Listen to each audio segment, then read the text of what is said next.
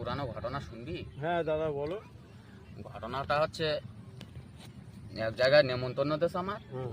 তা খাসি জবাই করে হাসি। খাসি কেটে আচ্ছা। খাসিটা মোটামুটি 12 মণ মাংস হয়েছে, তা প্রায় 10-12 হাঁড়ির মতন বিরিয়ানি করে তোরা। 10-12 হাড়ি। হ্যাঁ, প্রচুর লোকের আয়োজন করে। আচ্ছা।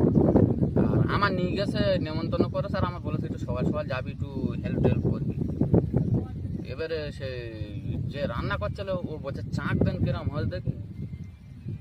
এবার আমি চাঁকছি এখন 8 হাঁড়ি বিরিয়ানি আমি খেয়ে নিয়েছি।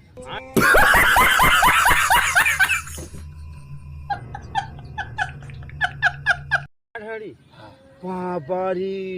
8 হাঁড়ি বিরিয়ানি খেয়ে আর ঘরে এসে শুয়েছি, দেখি না মোটামুটি পায়খানা ভাব, পায়খানা করতে গিয়ে মোটা পায়খানা হয় না, পায়খানা টেনে গেছে।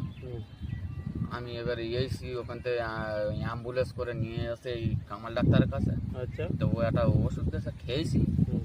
খেয়ে আর শালা যেতে বাইপাস রোড, তো আমাদের হ্যাঁ, বধুকুলে ওটা বাইপাস রোড। হ্যাঁ হ্যাঁ ওই বাইপাস রোডের একদম চৌমাথায় হ্যাঁ আর মানে এত জোরে পায়খানা লেগেছে হ্যাঁ আর মানে ভরাত করে পায়খানা করে দিয়েছে। হ্যাঁ। শালা রাস্তা ব্লক।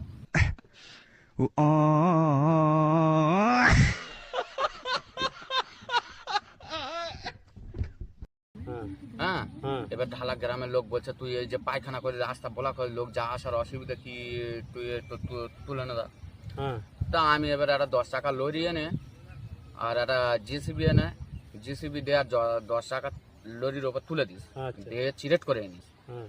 এনে শালা খাট করেছি, খাটটা এত সুন্দর হয়েছে, 2টো খাট হয়েছে। তাই? হ্যাঁ, ও দা সে খাটটা